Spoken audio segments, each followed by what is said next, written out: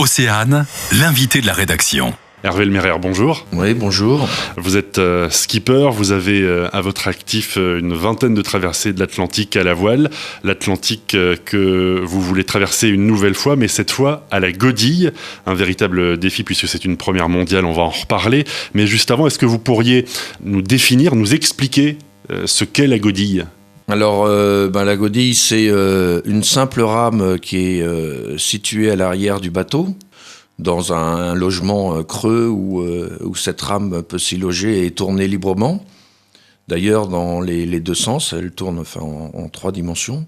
À cette rame en bout, on lui donne un mouvement de 8 avec les bras et les poignets. Et ça donne un mouvement de pale qui fait que ça fait avancer le bateau, mais c'est pas du tout comme la rame traditionnelle. Disons que je dis toujours que c'est une hélice archaïque, mais c'est une vraie hélice archaïque. C'est un mouvement dans l'eau, c'est un mouvement d'hélice. L'aviron en lui-même est particulier ? L'aviron, à la base, c'était des avirons de rame. Tous les avirons étaient pareils dans les bateaux. Avec ces avirons, ils pouvaient ramer et godiller. Maintenant, aujourd'hui, ça a beaucoup évolué dans le sport, la godille, puisque maintenant, il y a pas mal de championnats, et c'est vrai que les godilles, aujourd'hui, elles sont très différentes des rames d'hier, enfin des godilles d'hier. Les godilles d'hier étaient beaucoup plus grandes, plus massives. Oui, elles étaient en bois, et puis elles n'avaient pas les mêmes... maintenant, elles sont très fines dans les entrées d'eau, elles sont un peu plus larges. Enfin, il y a de grosses différences qui font qu'aujourd'hui, elles sont beaucoup plus propulsives. Maintenant, la godille va à 5 nœuds. Quand on lance un bateau, maintenant, à fond, c'est 5 nœuds. Et je pense que demain, ça sera 6 nœuds.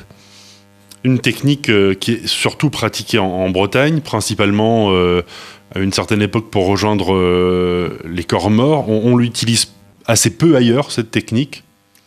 Il faut se détromper. En fait, c'était surtout fait pour déplacer les bateaux à l'intérieur des ports. Parce qu'une godille, quand elle se trouve à l'arrière du bateau, c'est comme un moteur. Ça gêne personne. Alors que des rames, sur des bateaux, même des bateaux conséquents, des rames, on ne peut pas les avoir dans les ports, sur l'extérieur du bateau.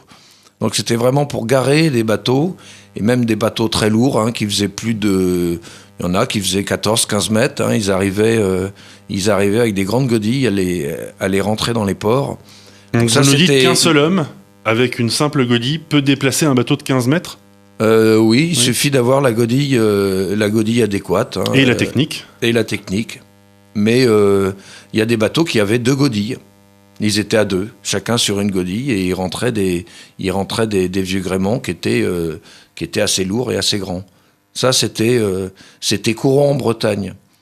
Mais c'était courant également sur les côtes de Galice. C'était courant aussi parce que les Bretons, ils se sont retrouvés partout, et comme tous les Bretons godillaient, ils ont aussi passé cette technique-là un peu partout. Le problème aujourd'hui, c'est que ça s'est perdu.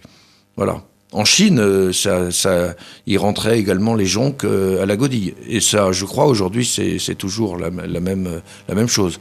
Les godilles sont différentes, mais ça n'empêche que c'est quand même toujours quasiment le même mouvement dans l'eau, de pale. Alors on pratique donc généralement cette technique sur des courtes distances. Vous allez la pratiquer sur une distance énorme. Il faut, j'imagine, une préparation bien particulière, même si on maîtrise la technique. Évidemment, il vaut mieux partir en forme pour ce genre de défi. Mais après, la première santé dans l'histoire, c'est quand même d'avoir le mental de tenir 50 jours. Et il faut savoir que les 2/3 du temps, le bateau sera à la dérive. Parce que de toute façon, sur 24 heures, moi je pourrais godiller que 8 heures, qui est un grand maximum.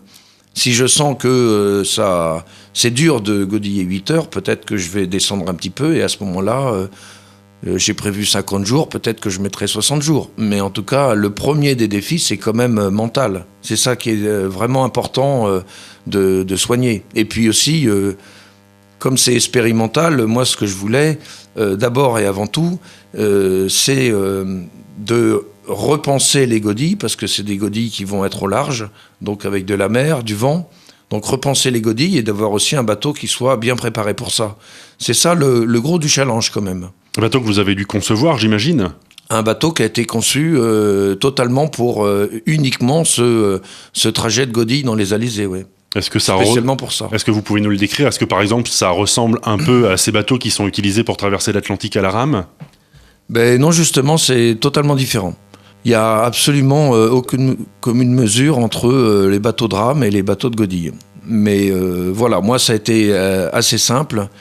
La caravelle avait été conçue, c'était une commande des Glénans à Jean-Jacques Herbulot pour en faire un bateau de Godille. Rappelez-nous brièvement ce qu'est la caravelle pour ceux qui ne sont pas forcément issus du monde marin. Alors la caravelle, c'est un bateau assez mythique, qui peut avoir 8 personnes, qui est fait en contreplaqué, qui n'est pas en forme, c'est une coque à bouchin, donc ça a des arêtes. C'était vraiment un bateau d'école de voile, qui est encore de nos jours d'école de voile. Mais donc j'ai voulu me rapprocher des formes de la caravelle en l'adaptant sur l'Atlantique et en l'adaptant pour des vents qui vont moins être sur l'arrière, donc portatifs, et des vagues aussi qui vont être sur l'arrière. Et en ayant, la caravelle fait 4,70 m et moi, mon bateau fait 5,60 m. Donc avec un peu de chance, vous allez être à la fois poussé par les courants et le vent. Oui, je serai poussé par les courants et le vent.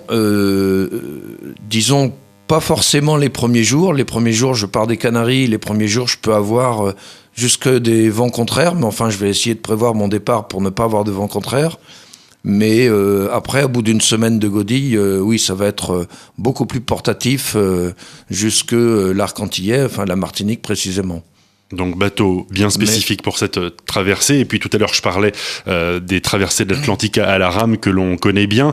La différence aussi avec la traversée à la rame, c'est qu'à la rame, on est assis. Vous êtes en posture debout avec des temps de repos presque impossibles du coup, pendant les 8 heures où vous allez ramer. Godiller. En fait, pas du tout. Pas du tout. Je vais surtout godiller la nuit. Parce que la nuit dans les Alizés, il fait quand même plus frais. Et c'est beaucoup plus agréable. De godiller la nuit. Ça me permettra aussi d'avoir un œil sur d'éventuels bateaux, également. Mais c'est de toute façon des périodes intermittentes qui dépasseront pas le quart d'heure.